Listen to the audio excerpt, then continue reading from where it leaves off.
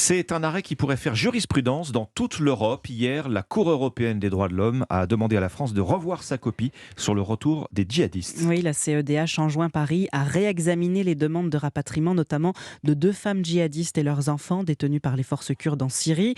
William Molinier, vous êtes journaliste au service police-justice d'Europe 1. On tente avec vous de mieux comprendre ce que signifie cet arrêt.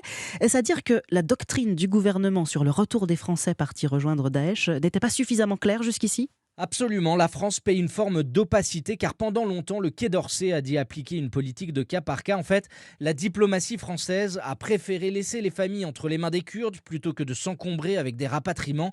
Mais cette position s'est au fil des ans heurtée à celle des services de renseignement intérieur et notamment la DGSI pour qui il est bien plus facile de suivre sur le territoire national ces profils pour prévenir d'éventuels passages à l'acte.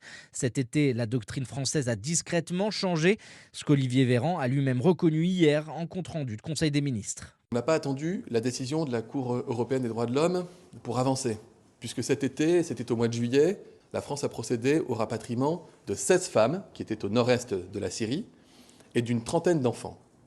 Ça veut dire que nous avons déjà fait évoluer les règles d'examen et de rapatriement. Quand ces femmes reviennent en France, elles sont présentées à la justice et mises en examen en attendant leur procès, mais une fois qu'elles auront purgé leur peine, William, est-ce qu'on aura les moyens de les suivre ? Alors tout dépendra de leur profil et de la menace qu'elles représenteront une fois sorties de prison. Le suivi des cibles est avant tout une histoire de priorité que tentent de définir des groupes d'évaluation au niveau du département. Les moyens de la surveillance ne sont de toute façon pas extensibles à l'infini. Autrement dit, le haut du spectre est lui plutôt bien couvert par nos services. Les failles se trouvent dans le moyen et le bas du spectre, ce qu'on appelle les cibles molles. Exemple, une femme radicalisée qui sort de prison, qui n'a pas fait parler d'elle pendant toute sa détention. Eh bien, si elle n'agite aucun capteur dans les 2 ans qui suivent, il y a de fortes chances qu'elle soit débranchée, comme on dit dans le jargon. Et c'est là la menace principale, un projet d'action violente qui passerait alors totalement sous les radars. William Molinier du service police-justice d'Europe 1.